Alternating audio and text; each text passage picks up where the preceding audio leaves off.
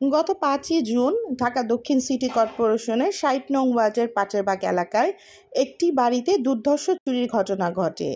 রাত আনুমানিক ৩ ঘটিকার দিকে বাড়ির মেইন গেট ভেঙে ঘরের সকল দরজার লক ভেঙে টিভি, নগদ টাকা, কাপড়, স্বর্ণ, রূপা, মোবাইল ট্যাব সহ প্রায় ২০ লক্ষ টাকার মালামাল চুরি করে সাকিব গং।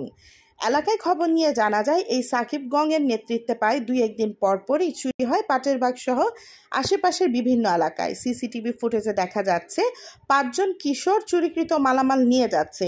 এছাড়া এই চোরদের বিরুদ্ধে রয়েছে মাদক সেবন এবং মাদক বিক্রির অভিযোগ।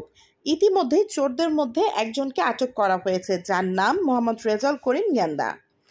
গেন্দার কাছ থেকে জানা যায়, চুরিকৃত মালামাল রাখা হয়েছে চোর তনয় ওরফে বাদল ব্যাপারীর বাসায়।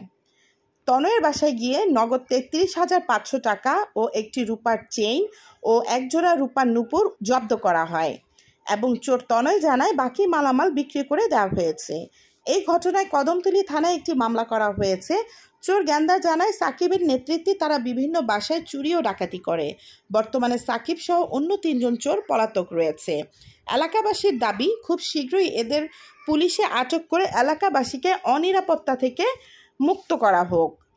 মূলত এই সাকিব গং ঢাকা দক্ষিণ সিটি কর্পোরেশনের ৬১ নং ওয়ার্ডের খালপাড়ের বাসিন্দা। এলাকায় এদের বিরুদ্ধে অভিযোগের শেষ নেই। জানা যায়, সাকিব হচ্ছে ওই এলাকার কিশোর গ্যাংয়ের মূল হোতা। সাকিব মূলত তার কিশোর গ্যাংয়ের অন্তর্ভুক্ত তরুণদের দিয়ে চুরি, ছিনতাই, মাদক বিক্রি ও ডাকাতি সহ বিভিন্ন অপকর্ম করিয়ে থাকে। সাকিবের সকল অপকর্মের সহযোগিতায় থাকেন তার মা শেফালী বেগম। এলাকাবাসীর ধারণা, চুরিকৃত অর্থ, স্বর্ণ অলংকার ও মাদক দ্রব্য তার মা শেফালীর কাছেই লুকানো থাকে। সাকিবের নেতৃত্বে কিশোর গ্যাংয়ের তাণ্ডবে ৬০ ও ৬১ নং ওয়ার্ডবাসী নিরাপত্তাহীনতায় ভুগছেন।